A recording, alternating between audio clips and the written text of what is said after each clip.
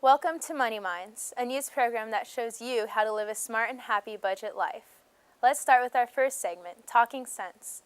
It features how young Singaporeans are coping with the current economic crisis.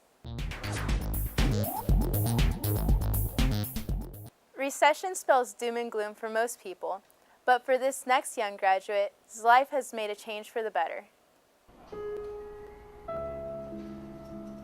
Wilson loves to paint, but he never had the chance to pursue his passion until the recession disrupted his career plans. Last year, he graduated from SMU as an information systems graduate and landed his first job in an IT startup doing media advertising. But when the recession hit, he was forced to leave the company. In an economic recession, graduates like Wilson are hurting the most. Degree holders who are out of work more than doubled from last year, with some even being retrenched on their first day of work. According to economist Choi Kin-ming, the downsizing of the financial sector after the global financial fallout is the main cause of drastically increasing unemployed graduates. During this economic downturn, fresh graduates find it most difficult to get jobs. Most employers are very reluctant to hire fresh graduates because they have no experience and employers would have to train them, and that takes time and costs money. He suggests graduates lower their expectations in the desperate times. We have students who are willing to go for internship without pay. Some who want to go for vacation jobs may not be totally full-time, like a freelance situation on a reduced pay. Oh, okay.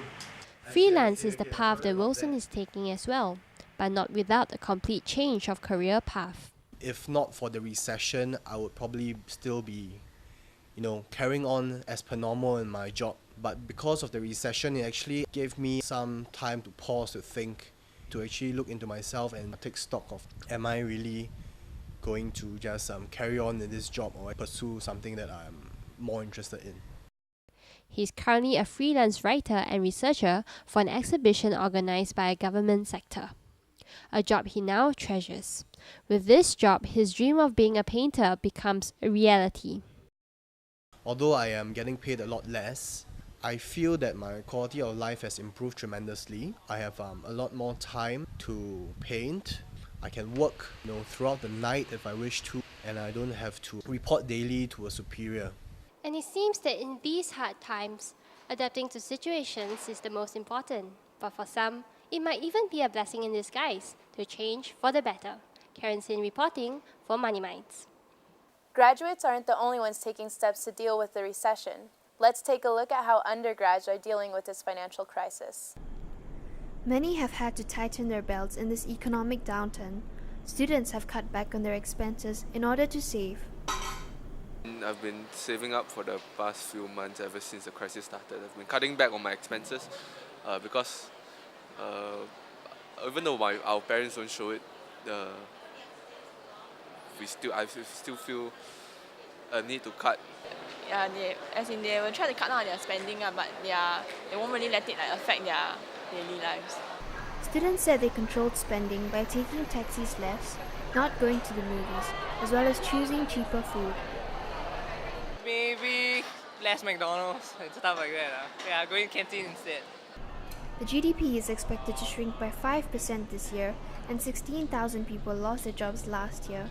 More students are worried about their future job prospects. I think as a graduating student, definitely affected, especially now that the job market is quite tight. I think maybe for graduate students, because I know that some of them are still looking to want to be employed by choice employers, and I think at this time we need to lower the expectations. We expect the job climate to be not as ideal as it was a couple of years ago. So especially those who are going to the finance sector, we are probably more worried than the others. We would still be trying to get the colorful resume. If not, the next guy behind you is going to get the job. So I think in this aspect, the recession doesn't really change much. Next, we look at a new hype on the internet. AC Nielsen's recent survey showed 8 in 10 Singapore internet users shopped online, and blog shops are a recent hit. They offer good deals for both sellers and buyers, especially in this financial crisis. Shopping malls are no longer the only places with crowds. New crowds are now gathering in the virtual world, and specifically in blog shops. Online shopping has been, in local scene, it has been going on for at least 5 years, but it has recently picked up in the recent 3 years, and it's really doing very well for the past last year. These blog shops offer trendy imported fashions at nearly 30% off market price. This attracts young adults with an eye for affordable fashion. Prices are justifiable. It's very convenient. You still get the same fashion sense from the retail outlets also. The thing about retail outlet is that most of the things are quite similar. But for blog shops, right, they tend to get in more limited stuff, and so that you won't see people wearing the same things as you. Compared to the common shopping site, these blog shops operate on free blogging portals and have much lower cost. Sales are roaring despite the supposedly lower reliability relative to licensed retailers. Because you know that they're opened by people that are about our age, right? So you don't feel so distant. And the styles are more suitable for me. Many of these blog shops seem to remain unfazed by the financial crisis. Because of the financial crisis, people don't really want to go out there to buy so expensive clothes from all the big brands and boutiques, so they choose to shop online. These blog shops reduce expenses further by obtaining their products from wholesalers overseas. Successful ones have even managed to manufacture their own products with the profits earned. All Things Lovely, a popular blog shop barely 2 months old, is looking towards this goal. We update twice a week. For each update, maybe we can sell like 50 pieces in one day. Within a month, we actually covered the cost price. The lucrative potential of blog shops has attracted many young entrepreneurs to the market. However, the rising market is now showing signs of overcrowding. Actually, most of them will just slash prices now, since it's like very, very competitive online with a lot of new blog shops sprouting and all.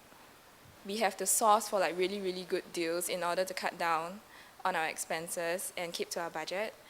Still, most blog shop owners remain optimistic about their businesses.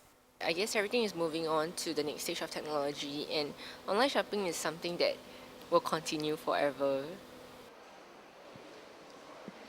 Combining convenience, affordability, and fashion in a package, these blog shops seem to be here to stay. So welcome to the new generation of budget shopping.